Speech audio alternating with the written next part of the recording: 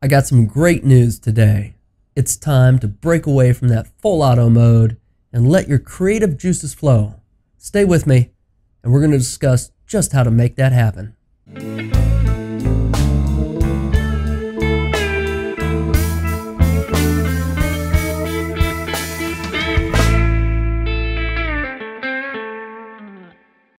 Time to take another step in the journey to break away from the fully auto mode. Now, I'd like to start off by level setting as I do with all my videos. And to begin with, it is cold and dark and snowy outside. So we're inside and we should be able to conduct the entire video in here, including some demonstrations I'm going to do. I've also taken some notes, which I have right here. Now, this isn't your double space kind of thing. This is single space. I typed all this out myself, and I do this because I really want to stay on point. Now, when I get into conversations and I get into topics like this right here that we're going to discuss today, there's a lot to be said, and it's easy to veer off course. So at times, I'm going to reference these notes to ensure I stay on course. Now, that's my level set. I'm going to go ahead and discuss the game plan. This is how it's going to work out today. To begin with, I'm going to cover the three pillars. The three pillars that make up any image, and that is the ISO, shutter speed, and the aperture. And then we're going to do just a quick discussion about metering and why it's important. After that, I'm going to talk about what I like to call the fearsome 4, or PSAM, which is the program, shutter speed, aperture, and manual. Now, keeping in mind, if you're coming from Canon, you might see these as P, TV, AV, and M. Now, if you're looking at this and you're going, well, what's TV for if you're on the Canon side? Well, TV is really the shutter speed. It stands for time value. And the AV is aperture value. Now, Nikon just called shutter speed S for shutter speed, and they called aperture A. So that's just the difference between the two manufacturers. Now, I'm going to demo everything with this camera right here, which is the Nikon D3400. But keep in mind, a lot of what I say applies to most any other entry-level DSLR. So, after talking about the fearsome 4, I'm going to demo each mode. And I'm going to let you know when I use it, why I use it, and even if I use it. And then I'm going to finish up with a few final thoughts. So with all that said, let's go ahead and jump right in. The three key components. Before we jump into this, one thing to note about the three keys, as I mentioned before, ISO, shutter speed, and aperture, is that when you're in full auto mode, your camera controls all three. And your camera, again, has no understanding of what you're trying to compose or what you're trying to get out of the image. And it's part of the frustration with just remaining in full auto. So, let's go ahead and jump into ISO. ISO is your camera's ability to sense light. What does it stand for? Not that you're ever going to need to know this, but if you find yourself in some sort of trivia event, ISO stands for the International Standard Organization. It's basically the governing body that sets the sensitivity standards on sensors in digital cameras. Now, here's the thing with ISO. The higher the number, the better chances that you have to grab an image in a very low light situation. So you might think, well, why don't we just turn it up all the time? The problem is, when the number's up really high, you get what's called noise in your image. So what is noise? Noise is pixelation. So think about taking a normal image and then zooming in like 1,000%. And what you'll detect is that the image is made up of little dots. Well, when the ISO is super high, you really don't need to zoom in at all, and you're going to start seeing those dots. That's noise. And it's not good to have a lot of noise in your image because it makes for a poor image. So, covered the basics on ISO. Now, I did take some notes here, and I want to really stay the course because what I'm about to say is really important when it comes to ISO. And it's this. You can manually set your ISO, and you can enable or disable your auto ISO. Now, if you choose to enable your auto ISO, you will have the choice to set a maximum ISO number, and you can also specify in this Canon or this camera right here, the Nikon D3400, you can also specify the minimum shutter speed. Now, what does this mean? This means that you're telling the camera, hey, before you automatically adjust the ISO, you might be okay in telling it that you're willing to hold this camera to 1/60th of a second. So basically it's saying don't implement the auto ISO until you're going to fall below 1/60th of a second, then bump up the ISO. So that's what that means. Again, in this camera right here, if you enable the auto ISO, you can set the maximum value and you can also identify the minimum shutter speed. Now, second notable is this. If you enable auto ISO and you set the manual ISO to a number that is higher than your maximum value in your auto ISO setting, your manual number will become the new max. It wins out. Okay? So it's something to think about. The other thing is this. If you set your manual ISO to a number that is less than the maximum number in your auto ISO, your camera will try to use the manual ISO number first. Now, I know all of that might sound a little confusing, okay? But don't fret, don't sweat it. I'm going to demo it here in a few moments. And if all that sounds kind of confusing and you're saying, hey, what do I recommend? What would be my settings? It's this. Set your manual ISO to 100.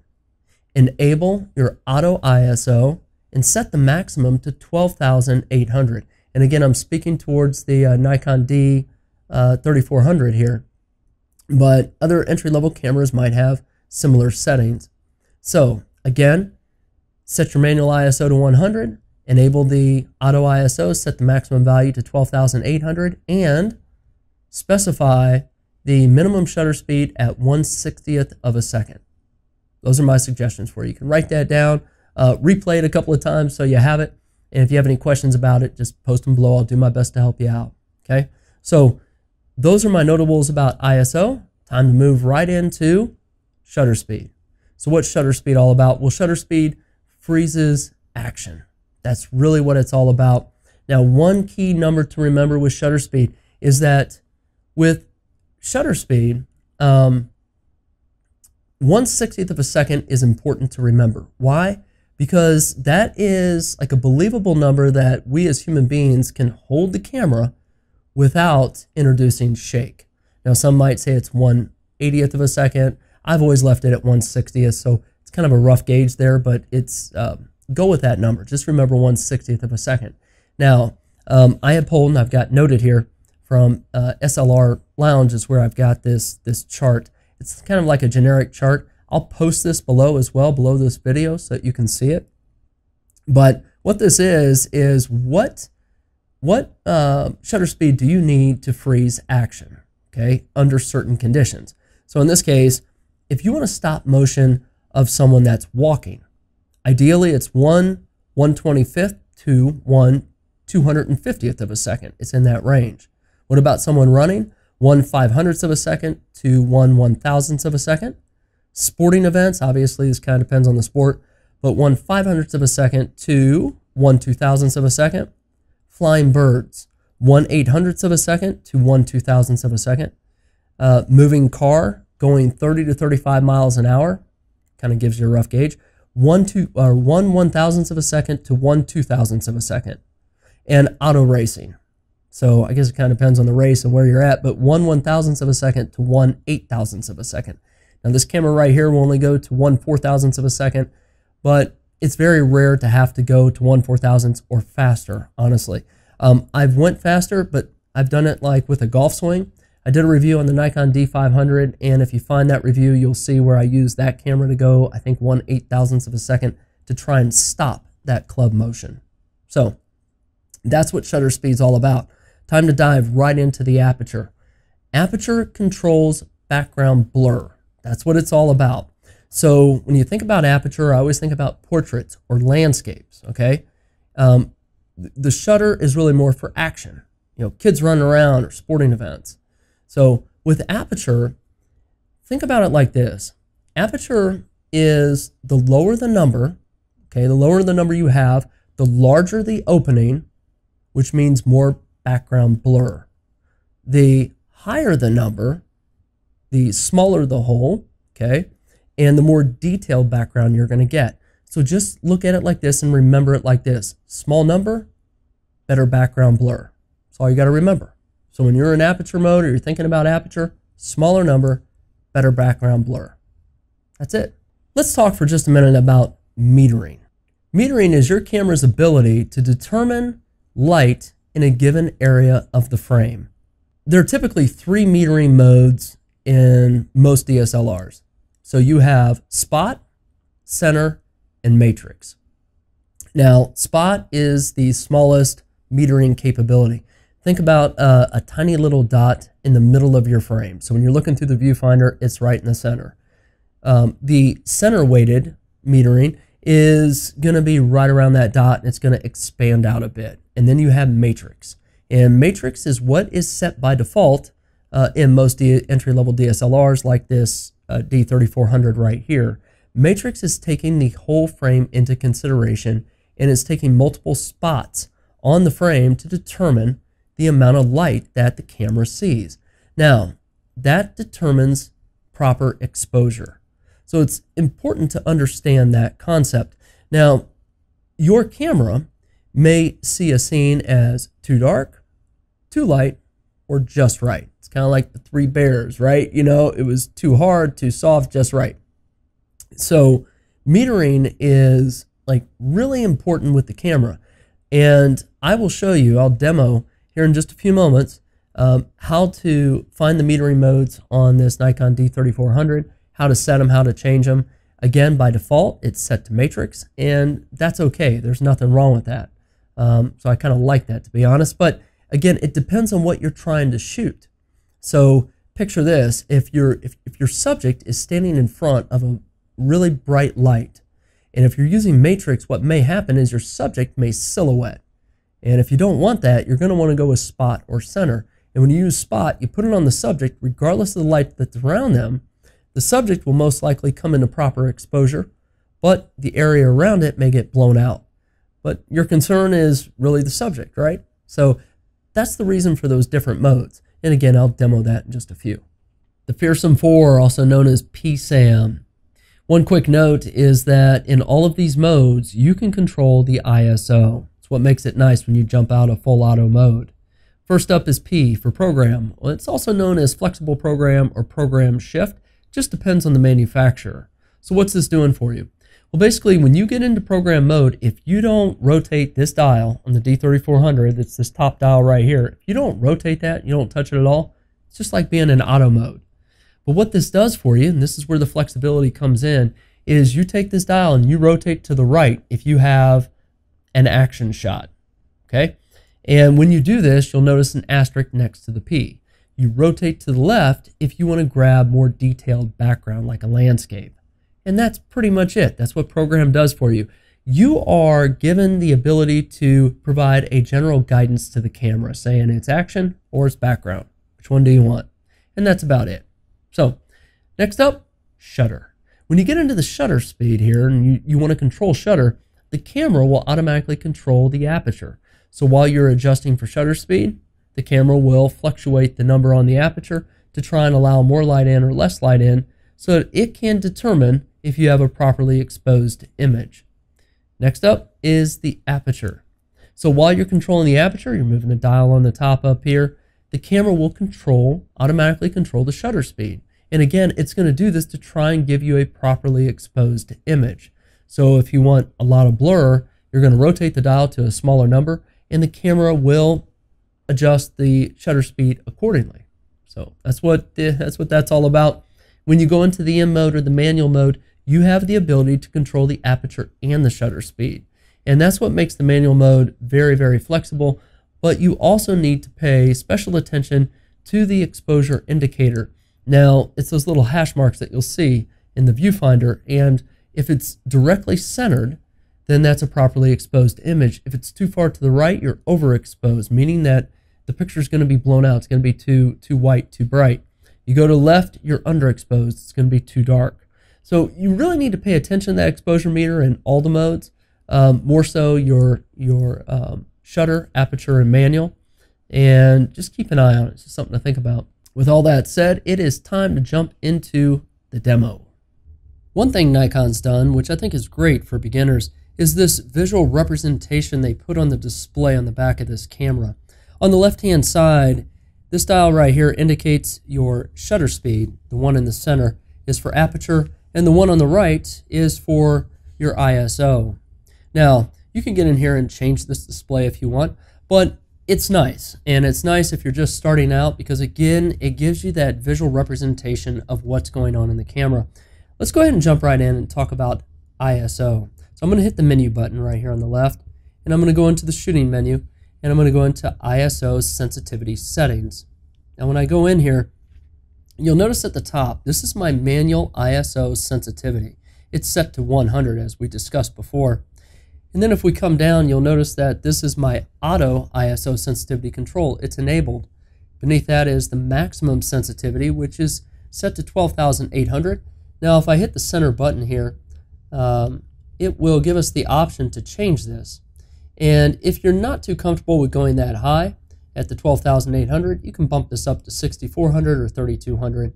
This camera should do fine. It's a crop sensor. It'll do fine at 1,600 without question. 32, maybe. I think it'll be okay there. 64 and 12.8 are a little bit of a stretch, but I shoot in RAW, and when you go to post-process, we can implement various features to reduce the noise and get a usable image, in my opinion. And you can go all the way down to 25,600, but that is definitely a stretch in my opinion. So we're going to leave it at 12.8, and right beneath that is our minimum shutter speed. So as mentioned before, keeping in mind that you can select this and change it if you want, but this is basically telling the camera, do not implement auto ISO until I go less than whatever this is. So in this case, if it goes any slower than 1/60th of a second, kick in auto ISO, bump it up to the next level, help me out. That's basically what that's saying. So this is where you make those changes, and this is what we're set to do right now. I'll touch on this a little more as we jump into each of the 4 modes. What I want to talk about right now is going to be the metering. So I'm going to go ahead and hit menu again, and get back to our main display. Now, as you know, I created a separate video on back button focus, which I am set up to use right now, which means I can use this button right up here on the top to grab focus. I'm going to go ahead and hit the bottom left button down here with the little eye on it, and this is going to give us quick reference to where we need to modify our metering mode. Now, I'm just going to touch on a couple of things before I get there. To begin with, my focus mode is set to continuous servo, and my focus area is set to single point, and right next to it is the metering. Now by default, this camera is set to use matrix metering. This is the way it's set up right out of the box. Now what I'm going to do is I'm going to demo real quick what happens when we use matrix versus spot. These are in the two opposite spectrums of each other. So in the middle you have the center weighted. So let's go ahead and jump in with just a quick demo.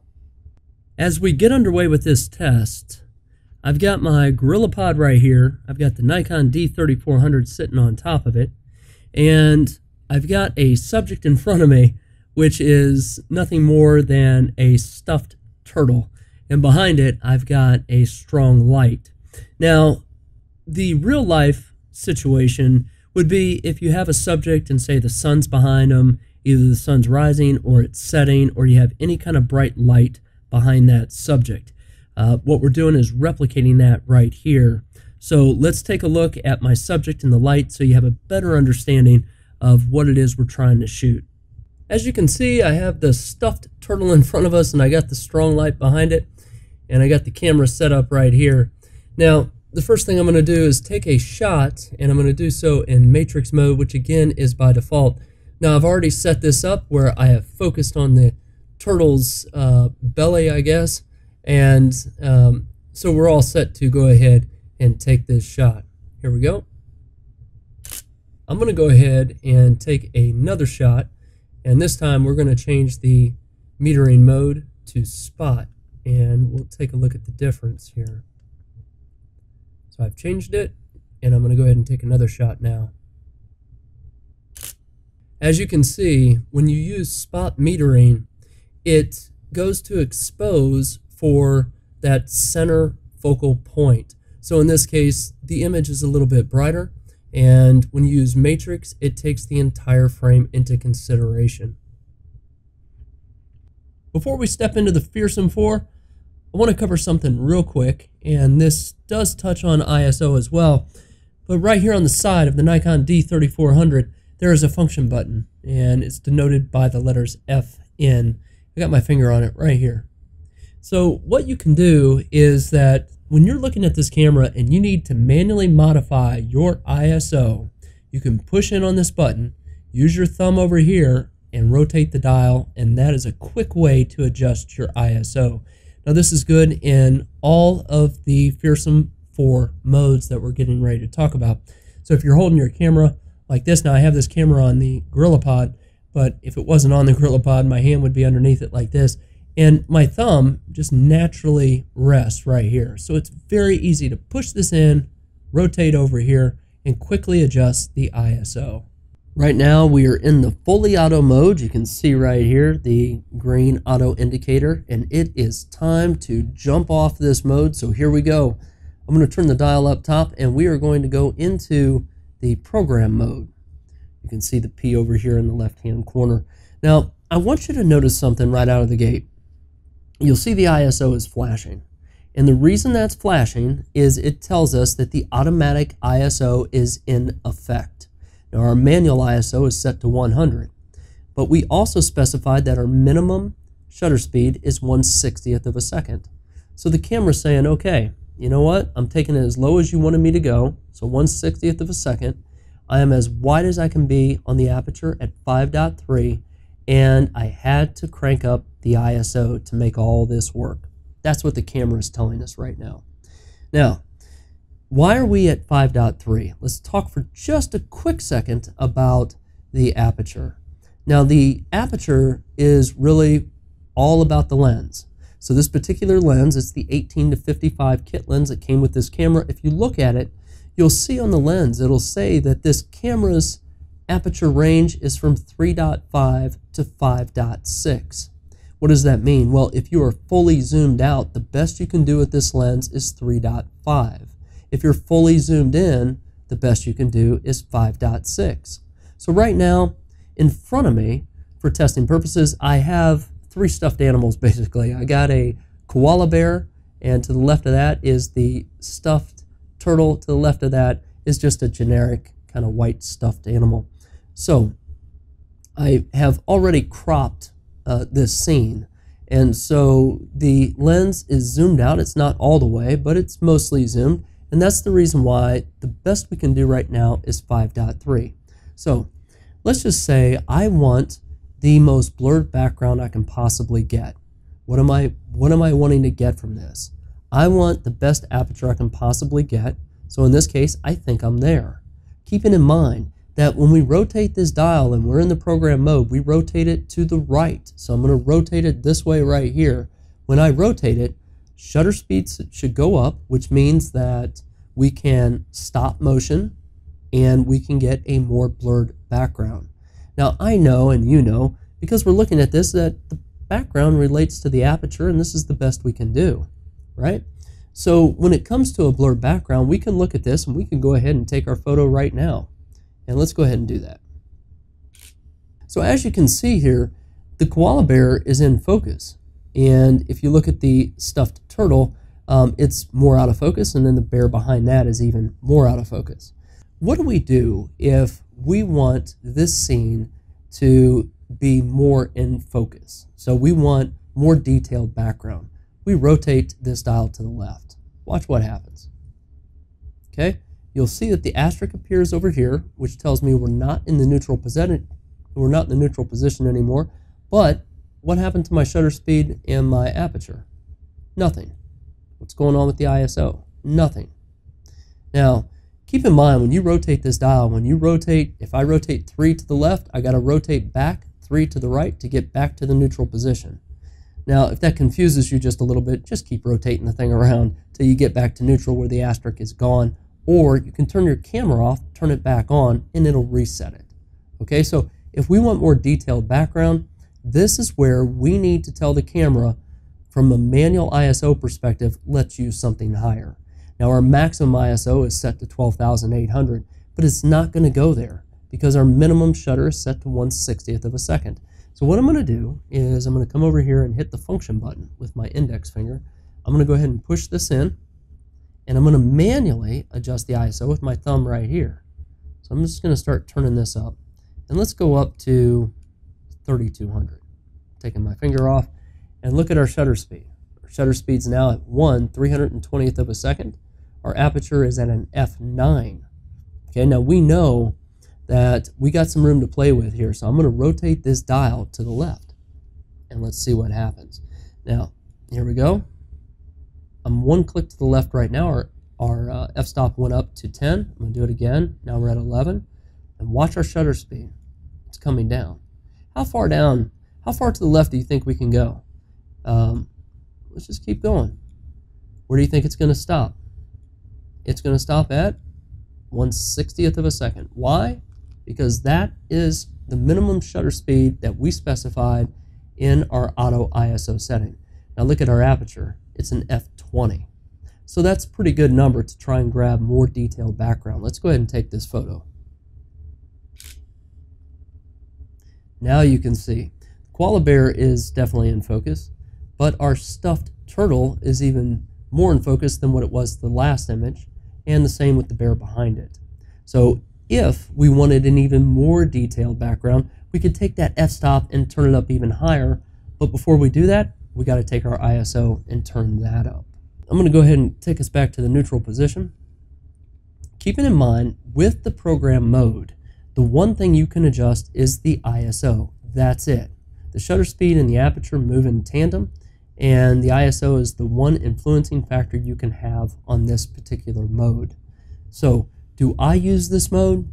No, I don't use this mode. And it's predominantly because I prefer the shutter speed and aperture, and that's just my preference. I'm not saying that the program mode is necessarily bad, but keep in mind that you have to adjust the ISO, then you need to adjust your dial up here to get the camera to go left or right. So for me, I would rather just target my aperture or my shutter speed. That's just me. But again, play with this and see what you think. And let's go ahead and jump right into the shutter speed. I'm now in shutter mode. You can see I have the S right here. So I rotated our dial, and I also reset our ISO. So the manual ISO is now back at 100. And again, I did this just by putting my finger over here on the function key and pushing in, using my thumb here and rotating our ISO back to 100. The other thing I did is in front of us, you can see it's kind of far out there, but it's a yo-yo hanging from a string. Now this yo-yo has some paint on it, and it's going to make for a very good test subject to capture or stop motion. I'm going to show you exactly what I'm talking about, and this is the beauty of using shutter priority. So anytime I'm trying to photograph sports or people walking, kids running, I'm going to be a little more focused on the speed and trying to stop that motion, and I will typically go right into shutter priority. And if I'm taking night shots, I know that I can only hold the camera at 1/60th of a second, so I'm going to go into shutter priority because I want to ensure that it goes no slower than 1/60th of a second at night. In this case, we want a much faster shutter. So let me show you what I'm talking about. Right now, you can see that the auto ISO, the automatic ISO, is kicked in because it's flashing. And you'll see it's bouncing around a little bit. It's bouncing around because the camera is metering the scene. So our yo-yo's kind of, it's moving a little bit. So it's got some shadows on one side of it, and it's brighter on the other. So it's fluctuating a little bit is what's happening. Now, we don't need to manually adjust our ISO. We're perfectly fine in letting the automatic ISO do its thing. So let me show you what I'm talking about. Watch what happens. I'm going to wind up the yo-yo, and then I'm going to take a couple of shots, and let's see what it looks like at 1/60th of a second. So I'm going to come out here, and I'm just going to spin this up, and this looks good. Now, I'm going to let this go, and we're going to take a couple of shots. And as you can see, these two shots that we just took, they're blurred. So if you look at the paint that's on the yo-yo, you'll see that it's in motion. So motion did not stop. And again, at 1/60th of a second, it's not going to stop motion. So what can we do? Again, I'm going to take this dial right up here in the top. I'm going to rotate this to the right. Now watch what happens. We're at 1/80th of a second. And keeping in mind, the camera's controlling the aperture. So it's as wide as it can be right now at 5.3. And we don't really care about the aperture right now because we're focused on stopping motion. But take a look at my auto ISO. The camera's saying, okay, you want a faster shutter, I can do that for you, but I got to keep turning up the ISO. So now we're at 500, and we're at 1/125th of a second. And I'm going to keep going. And you might be wondering, well, what is the right shutter to stop motion? That's where you refer to that chart that we talked about earlier. It's just a general guide. But I'm going to go ahead and go, say, 1/640th of a second. Our ISO is kind of bouncing around a little bit just because it's trying to meter the scene. We're roughly 3200, so I'm going to spin up the yo-yo, and we're going to try this again.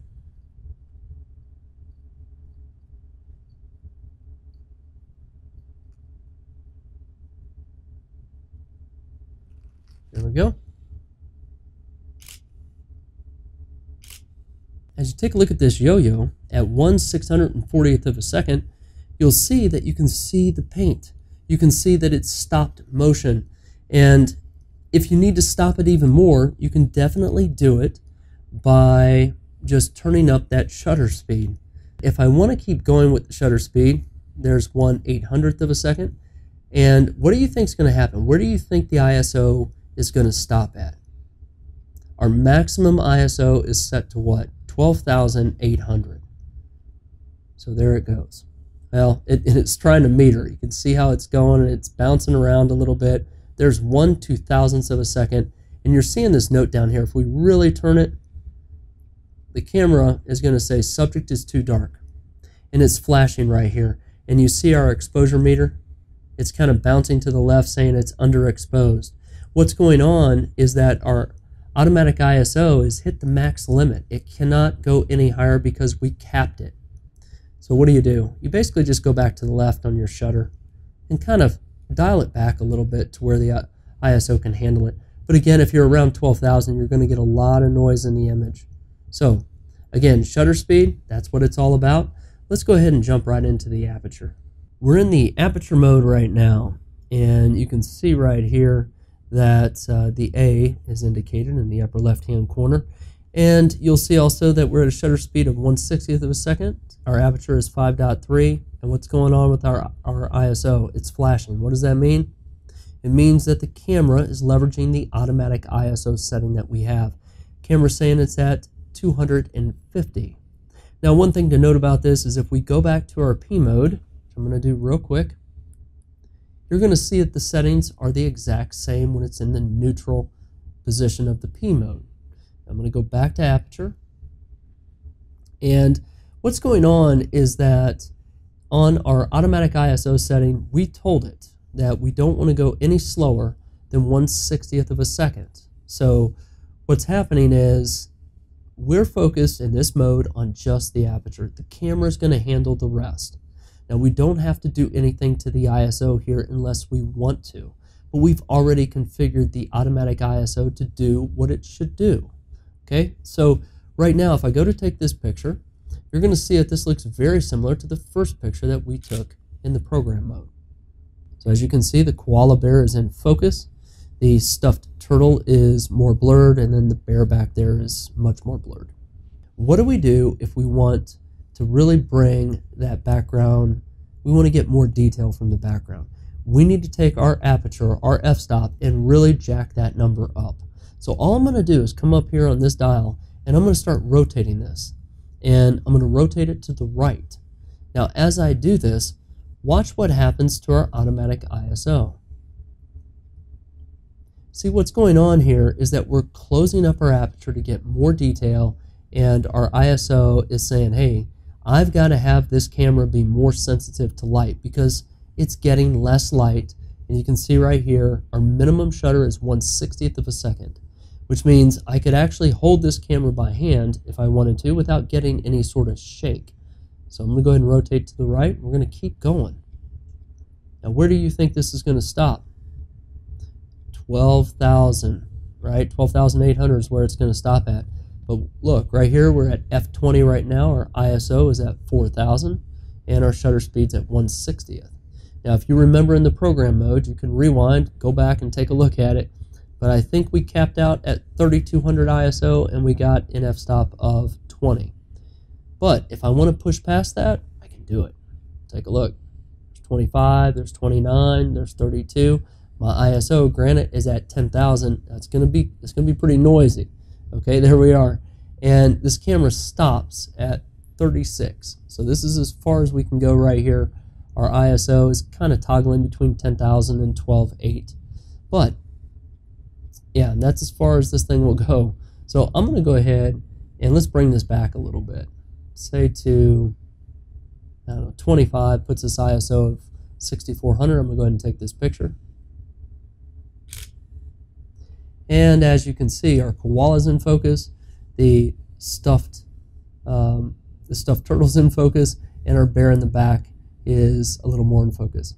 So that is the benefit of aperture mode. You have complete control, and you can push the limits if you want with just the dial. Again, you don't have to do anything with your auto ISO or ISO because we've already set it.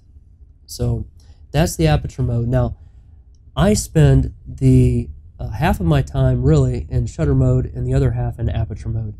It's really these two modes that I spend most of my time in. It just depends on what I'm trying to do. Now, this mode I'll use for things like portraits and landscapes. And again, the shutter priority is used for sports, action, things like that. So let's go ahead and jump into the manual mode. I've rotated the dial to M, and we're now in the manual mode. You can see the M is up here. And you can see that the shutter is 1/60th of a second, our f-stop is 5.3, and our ISO is flashing. So why is it flashing again? It's similar to the other modes. The camera is telling us that the automatic ISO is now in effect, keeping in mind that our manual ISO was set to 100. Now, what's interesting about this mode is that you can independently control the shutter speed and the aperture. So let's step into that and take a look. Right here, if you want to control just the shutter speed, you're going to use your thumb up here on this dial, and I'm going to rotate. And you'll see that the shutter speed is going up, and I can bring it back down. Now, the only thing the camera is controlling at this point is our ISO, and it's because we enabled automatic ISO. So I'm going to turn this up, and you'll see that the ISO is adjusting, and that ISO will go all the way up to our maximum limit, which in our case is 12,800. So I'm going to go ahead and take this back down. If I want to control the f-stop, or aperture, I'm going to use my index finger here, and I'm going to hold down the plus-minus button you see up here. This is our exposure compensation button. I'm going to go ahead and hold this down, and I'm going to use my thumb here, and I'm going to rotate, and you'll see how our aperture changes. So I'll go ahead and take this image, and what we notice about this image is that it's properly exposed, and you'll notice that the koala's in focus. The stuffed turtle is a little in focus, and then the bear in the back is still blurred. But that's what F10 gets you. And again, manual mode gives you full creativity, so you can independently adjust all of this stuff, right? So what I want to do, though, is I'm going to show you something really quick, and that is what happens if we slow this down. So there's 1/13 of a second. Notice our auto ISO is now at 100. It's not flashing because that's where our manual value is at, but this is as low as the camera can go. And look at our exposure. Our exposure is going to the right.